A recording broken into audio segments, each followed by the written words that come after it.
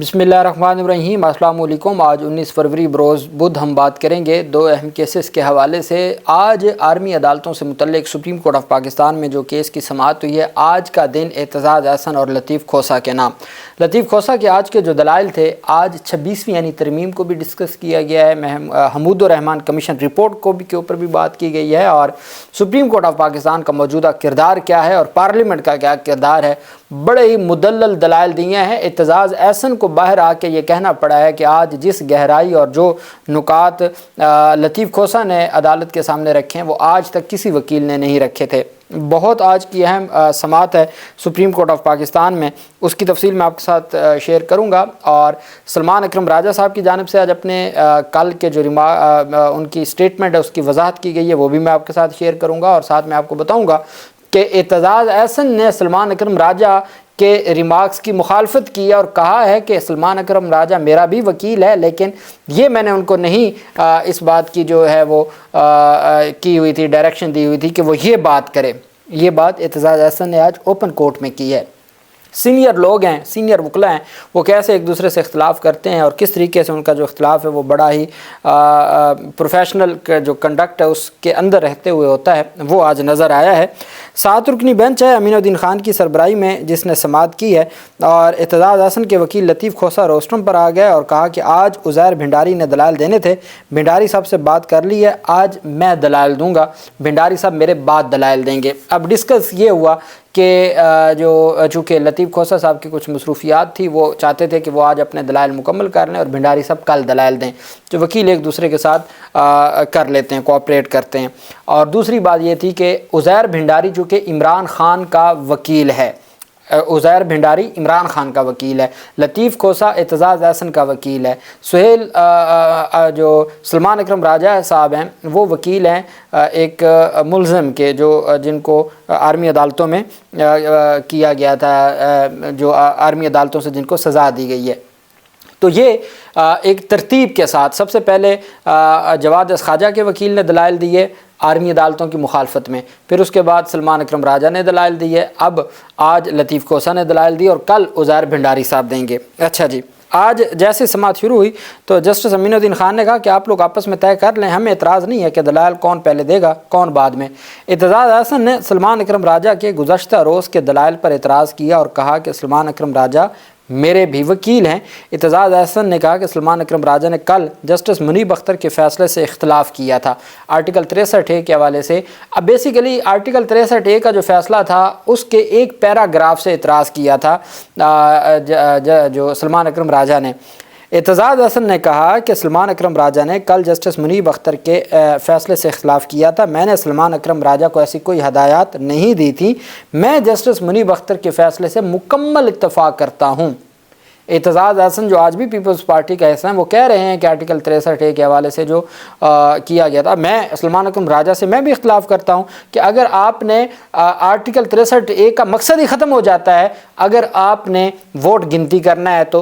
लेकिन सलमान अकरम राजा कहते हैं कि चूँकि जब जो चीज़ आइन में नहीं लिखी गई तो ये पार्लियामेंट का काम है वो लिखे, आप अदालत कैसे उसमें ऐड कर सकती है। ये उनका मौक़िफ़ था, उनका मौक़िफ़ अपनी जगह पर ठीक है, हमारा ये मौक़िफ़ है कि भाई गिनती नहीं होनी चाहिए थी। एतजाज़ अहसन साहब कहते हैं कि मेरा मौक़िफ़ ये है कि मैं मुनीब अख्तर के फ़ैसले को सपोर्ट करता हूँ और जो सलमान अकरम राजा ने उससे इख्तलाफ किया है, चूँकि वो मेरे वकील हैं, इस वजह से मैंने उनको ऐसी कोई हदायत नहीं की थी। जस्टिस मोहम्मद अली मज़हर ने कहा कि एतराज़ शायद सिर्फ आर्टिकल 63A वाले फ़ैसले के हवाले पर है। सलमान अकरम राजा ने कहा कि जस्टिस मुनीब के फ़ैसले के सिर्फ एक पैराग्राफ से मैंने इख्तलाफ किया था, कल दलाइल मैंने इर्ज़म जुनैद की जानिब से दिए थे और मैं उन पर कायम हूँ। मैं एक मुल्ज़म का वकील हूँ, मैं वहाँ यहाँ पे को पाकिस्तान तहरीक इंसाफ का वकील बन के या रहनुमा बन के बात नहीं कर रहा था। एक कानूनी नुक्ता है, मेरा अपना पॉइंट ऑफ व्यू है, एतजाज़ अहसन साहब का अलग पॉइंट ऑफ व्यू हो सकता है, लतीफ़ खोसा साहब का अलग हो सकता है। ये कल जो ये बात की गई कि पाकिस्तान तहरीक इंसाफ ने या पाकिस्तान तहरीक इंसाफ के वकील ने मुनीब अख्तर के फ़ैसले को गलत कहा, पहली बात तो यह मैंने मुनीब अख्तर के फ़ैसले को नहीं गलत कहा, मैंने एक पैराग्राफ से इख्तलाफ किया है। दूसरी बात यह है कि मैंने बतौर इर्ज़म जुनैद वकील के अपने दलाइल दिए हैं, मैंने को पाकिस्तान तहरीक इंसाफ के रहनुमा के तौर पर नहीं दलाइल दिए। आप क्यों चीज़ों को मिक्स करते हैं, ये बात। میڈیا میں تاثر دیا گیا جیسے پتہ نہیں میں نے کیا بول دیا ہے۔ آپ کے سوال کو سرخیوں میں ان کو کہا، نعیم اختر افغان کی جانب سے کل ایک بات کی گئی نا کہ جو دنیا کچھ بھی کہتی رہے تو ہم پابند تو نہیں ہیں ملٹری کورٹس کے حوالے سے۔ اگر عالمی ادارے ملٹری کورٹس کو نہیں مانتے عالمی ادارے تو پھر ہم کو پابند تو نہیں ہے، ہمارا اپنا قانون ہے۔ تو اس کے حوالے سے انہوں نے کہا کہ آپ کے سوال کو سرخیوں میں رکھا گیا، عالمی قوانین میں سویلینز کے کورٹ مارشل کی ممانعت نہیں ہے، یہ آپ نے بات کی تھی اور اس کو سرخیوں میں رکھا گیا میڈیا میں۔ جسٹس نعیم اختر افغان نے کہا کہ جو سوال پوچھا تو وہ سب کے سامنے ہے، سوشل میڈیا نہ دیکھا کریں۔ اچھا حضور والا، یہ جو بات ہے کہ عالمی قوانین میں سویلینز کے کورٹ مارشل کی ممانعت نہیں ہے، یہ آپ کے سرکاری میڈیا نے جو الیکٹرانک اور پرنٹ میڈیا انہوں نے شہ سرخیاں لگائی ہیں۔ اب سارا ملبہ نا سوشل میڈیا کے اوپر آئے، کہتے ہیں کہ آپ سوشل میڈیا نہ دیکھا کریں، اور سوشل میڈیا پر ہم بھی نہیں دیکھتے، سوشل میڈیا کو دیکھ کر نہ اثر لینا ہے نہ اس سے متاثر ہو کر فیصلے کرنے ہیں۔ جسٹس جمال مندوخیل نے ریمارک دیا کہ میڈیا کو بھی رپورٹنگ میں احتیاط کرنا چاہیے۔ جسٹس مسرت ہلالی صاحبہ نے کہا میرے خلاف بھی بہت خبریں لگتی ہیں، بہت دل کرتا ہے جواب دوں، میرا منصب اس بات کی اجازت نہیں دیتا کہ میں جواب دوں۔ ایک تو مسرت ہلالی صاحبہ نے کہا کہ میرے خلاف خبریں لگتی ہیں، میرا دل کرتا ہے کہ میں جواب دوں لیکن نہیں دیتی چونکہ میرا منصب اس کی اجازت نہیں دیتا۔ خیر، سلمان اکرم راجہ نے کہا میں بغیر کسی معذرت کے اپنے دلائل پر قائم ہوں۔ جسٹس امین الدین خان نے ریمارک دیا کہ سوال تو ہم صرف چند مختلف زاویے سمجھنے کے لیے کرتے ہیں، ہو سکتا ہے ہم آپ کے دلائل سے متفق ہوں یا ہو سکتا ہے ہم کسی اور کے دلائل سے متفق ہوں، سوال ہم کرتے ہیں مختلف زاویے سمجھنے کے لیے۔ لطیف کھوسا نے اپنے دلائل کا آغاز کیا، ساتھ اعتزاز احسن ایک اور اعتراض کیا۔ اعتزاز احسن نے اپنی درخواست کا نمبر تبدیل ہونے پر اعتراض اٹھایا اور کہا کہ میری درخواست پہلے دائر ہوئی تھی، میرے والا نمبر دوسری درخواست کو لگا دیا گیا۔ اعتزاز احسن نے کہا کہ جواد اس خواجہ سپریم کورٹ کے سابق چیف جسٹس ہیں، جواد اس خواجہ کی بعد میں دائر درخواست کو میرا کیس نمبر الاٹ کر دیا گیا۔ جسٹس امین الدین خان نے کہا ایسا نہ کریں، ایسی باتوں سے اور کہیں پہنچ جائیں گے۔ لطیف کھوسا نے کہا کہ پوری قوم کی نظریں اس کیس پر ہیں، اس کیس کی وجہ سے سپریم کورٹ انڈر ٹرائل ہے۔ یہ لطیف کھوسا کہہ رہا ہے کہ جناب والا پوری قوم کی نظریں اس کیس پر ہیں، اس کیس کی وجہ سے سپریم کورٹ انڈر ٹرائل ہے۔ اس پر پھر امین الدین خان صاحب نے ریمارک دیا کہ سپریم کورٹ انڈر ٹرائل نہیں ہے، عدالت نے آئین اور قانون کے مطابق فیصلہ کرنا ہے۔ لطیف کھوسا نے کہا عدالتی فیصلوں کا تاریخ پھر جائزہ بھی لیتی ہے۔ میٹھی میٹھی انداز میں جیسے وہ کرتے ہیں، انہوں نے کہا کہ جناب تو فیصلے دے جاتے ہیں، پھر تاریخ فیصلہ جائزہ بھی لیتی ہے کہ کیسا فیصلہ تھا۔ جسٹس جمال نے ریمارک دیا کہ لطیف کھوسا صاحب آپ کا چشمہ آ گیا ہے، قانونی نکات پر دلائل شروع کریں، پہلے سیکشن 2D کی قانونی حیثیت پر دلائل دیں۔ جسٹس امین الدین خان نے کہا کہ سیکشن 2D کو 9 اور 10 مئی کے ساتھ مکس نہ کریں۔ اب اگر آپ مکس نہیں کریں گے، 21D اگر نہیں ہے تو 9 مئی اور 10 مئی کے کارکنان کا ملٹری ٹرائل نہیں ہو سکتا، چونکہ جو سیکشن 212D ہے وہ اجازت دیتا ہے نا سویلین کے ملٹری ٹرائل کی۔ تو امین الدین خان نے کہا سیکشن 2D کو 9 اور 10 مئی کے ساتھ مکس نہ کریں، پہلے ان سیکشنز کی آزادانہ حیثیت کا جائزہ پیش کریں۔ سیکشن 2D کا 9 مئی 10 مئی پر اطلاق ہوتا ہے یا نہیں یہ ہم بعد میں دیکھیں گے۔ لطیف کھوسا نے موقف اپنایا کہ آئین میں بنیادی حقوق کو تحفظ فراہم کیا گیا ہے، سیکشن 2D برقرار نہیں رکھا جا سکتا، ملٹری کورٹس تشکیل کو تاریخی تناظر میں دیکھنا ہوگا۔ لطیف کھوسا نے استدلال کیا کہ قرآن پاک اور دین اسلام میں بھی عدلیہ کی آزادی کا ذکر موجود ہے۔ جسٹس جمال مندوخیل نے ریمارک دی کہ عدلیہ کی آزادی خلفۂ راشدین کے دور میں بھی تھی۔ لطیف کھوسا نے کہا کہ خلیفہ وقت کے خلاف یہودی کا فیصلہ آتا تھا، وہ وقت بھی تھا، ایسے بڑے فیصلے آتے تھے۔ لطیف کھوسا نے کہا سیکشن 2D کا قانون 1967 میں لایا گیا، سیکشن 2D کی وجہ سے پاکستان ٹوٹ گیا۔ لطیف کھوسا کہہ رہا ہے کہ جناب والا یہی وہ سیکشن ہے جس کے تحت پاکستان ٹوٹا، ملک ٹوٹ کر 2 حصے بنا، بنگلہ دیش بن گیا۔ حمود الرحمان کمیشن رپورٹ میں لکھا گیا کہ ہاں وہاں ادارے کے خلاف نفرت پیدا ہوئی۔ جسٹس جمال مندوخیل نے کہا کہ آئین میں قانون سازی کرنے پر کوئی ممانعت نہیں ہے۔ لطیف کھوسا نے موقف اپنایا کہ ملٹری کورٹس کے لیے انہیں 21ویں ترمیم کرنا پڑی، سویلین کا ملٹری کورٹ میں ٹرائل نہیں ہو سکتا، ملٹری ٹرائل میں ججز اور ٹرائل آزاد نہیں ہوتا، اس لیے 9 مئی پر جوڈیشل کمیشن بنانے کی بات کی گئی۔ تمام عمران خان کی جو باتیں ہیں نا وہ بیچ میں وہ اپنی داخل کرتے رہے۔ جسٹس امین الدین خان نے ریمارک دیا کھوسا صاحب آپ پھر دوسری طرف چلے گئے آپ پھر دوسری طرف چلے گئے، میں کسی جماعت کی نمائندگی نہیں کہہ رہا۔ لطیف کھوسا نے کہا میں کسی جماعت کی نمائندگی نہیں کہہ رہا۔ لطیف کھوسا نے کہا ساری عمر قانون کی حکمرانی کے لیے ہم لوگوں نے جد و جہد کی ہے، سیکشن 2D اسلامی تعلیمات کے بھی منافی ہے، ملٹری ٹرائل خفیہ کیا جاتا ہے۔ جسٹس امین الدین خان نے کہا کہ خواجہ حارث نے بتایا کہ شفاف ٹرائل کا پورا طریقہ کار موجود ہے، پروسیجر اگر فالو نہیں ہوتا تو وہ الگ ایشو ہے۔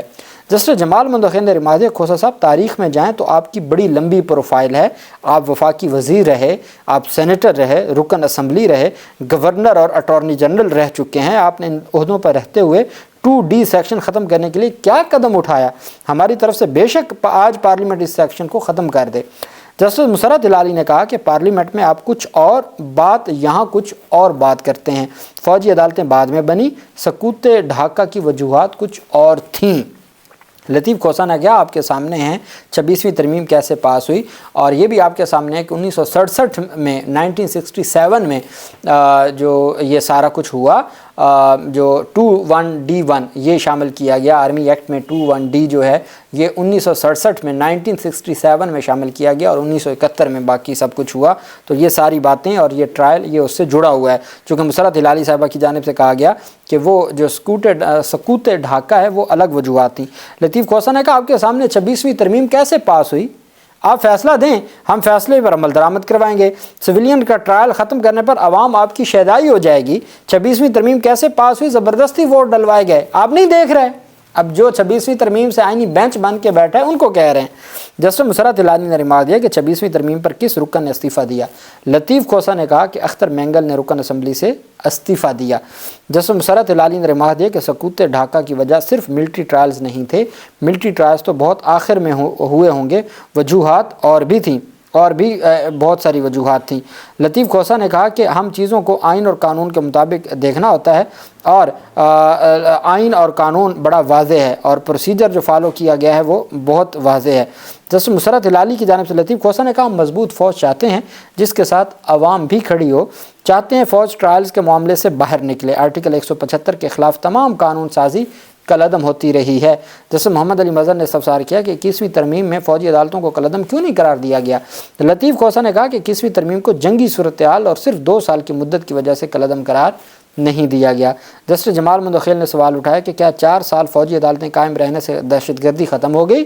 لطیف کھوسہ نے کہا آج اخبار میں خبریں دیکھ کر شرم آئی کہ لوگوں کو چن چن کر گولیاں ماری گئیں، سندھی، پنجابی، بلوچی اور پٹھان کی تفریق سے نکلنا ہوگا۔ بدقسمتی سے 18ویں ترمیم سے بھی صوبائیت کو ہوا ملی۔ فوج آئینی ادارے میں رہتے ہوئے دہشت گردی کا جڑ سے خاتمہ کرے، عدالت فوج کو ٹرائلز سے نکال کر ان کا احترام کرے، عدالت ان کو یہ ان ٹرائل سے نکالے تاکہ وہ اپنا کام کر سکیں۔ لطیف کھوسہ نے کہا دنیا میں جہاں بھی سازش ہوئی پہلے فوج کو عوام سے دور کیا گیا، سب ادارے آئین کے دائرے میں رہیں تو مسئلہ حل ہو جائے گا، اتنی بڑی فوج ہے پھر بھی دہشت گردی کیوں ختم نہیں ہو رہی؟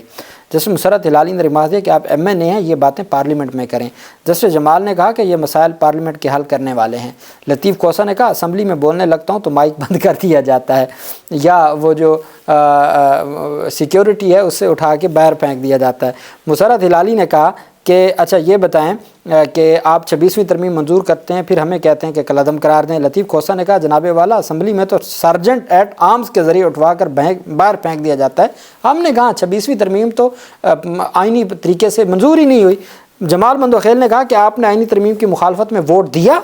تو لطیف کھوسہ نے کہا کہ پی ٹی آئی نے جب ووٹنگ میں حصہ ہی نہیں لیا تو مخالف کیا ووٹ ہوتا ہے؟ یہی ہوتا ہے کہ جو ہے وہ سب سے بڑی اپوزیشن جماعت نے اس پورے پروسیس کا ہی بائیکاٹ کیا، چونکہ وہ پروسیس ہی غیر آئینی طریقے سے ہو رہا تھا۔ جسٹس جمال نے ریمارک دیا آپ کا کام مخالفت کرنا تھا۔ انہوں نے کہا بائیکاٹ ہی تو مخالفت ہے، انہوں نے کہا نہیں آپ کا کام مخالفت کرنا تھا، آپ مخالفت میں ووٹ دیتے، اپنا کردار تو ادا کرتے۔ خیر اس بات کو چھوڑیں، یہ سیاسی بات ہو جائے گی، یہ ان کی جانب سے بات کی گئی۔ خیر لطیف کھوسہ صاحب نے اپنے دلائل دیے، اس کے بعد عزیر بھنڈاری صاحب نے دلائل شروع ہی کیے تھے کہ عدالت نے کہا کہ آپ کل دلائل دیجیے گا۔ عزیر بھنڈاری صاحب نے ایک بات واضح کی ہے کہ جو آپ جس کیس کو لے کے بیٹھے ہیں وہ ہے ایف بی علی کیس، خدا را اس کو بھول جائیں، اس وقت کے حالات اور اب کے حالات میں بہت فرق ہے، دنیا بہت آگے جا چکی ہے، اب پیچھا چھوڑ دیں اس کیس کا۔ یہ بار بار عزیر بھنڈاری کی جانب سے یہ بات کی گئی۔ उज़ैर भंडारी ने कहा कि आपके सामने आइन के आर्टिकल 175, आर्टिकल जो 8 है उसका सब आर्टिकल 3 और बाकी सवालात हैं, आपने उसको देखना है। उज़ैर भंडारी ने कहा मैं ओरिजिनल फैसले को सपोर्ट करता हूँ, फ़ौज एग्जीक्यूटिव का हिस्सा है, अदालती इख्तियार इसके पास नहीं है, आर्टिकल 245 के इख्तियार से बाहर नहीं निकल सकती। उज़ैर भंडारी ने कहा। जस्टिस अमीनुद्दीन खान ने कहा कि क्या आप कह रहे हैं कि 2D12 को ख़त्म करने की ज़रूरत ही नहीं है? उस पर उज़ैर भंडारी ने कहा वक्त बदल रहा है, FBLE मुकदमा अब मुतलका नहीं रहा, दलाइल का आगाज़ में इंट्रा कोर्ट अपीलों के काबिल समात होने से करूँगा कि क्या ये अपीलें काबिल समात भी हैं या नहीं हैं। कल इमरान खान के वकील उज़ैर भंडारी 9:30 बजे अपने दलाइल का आगाज़ करेंगे। अल्लाह पाक पाकिस्तान का हमें नासिर हो। बहुत शुक्रिया। अल्लाह हाफिज़। पाकिस्तान जिंदा।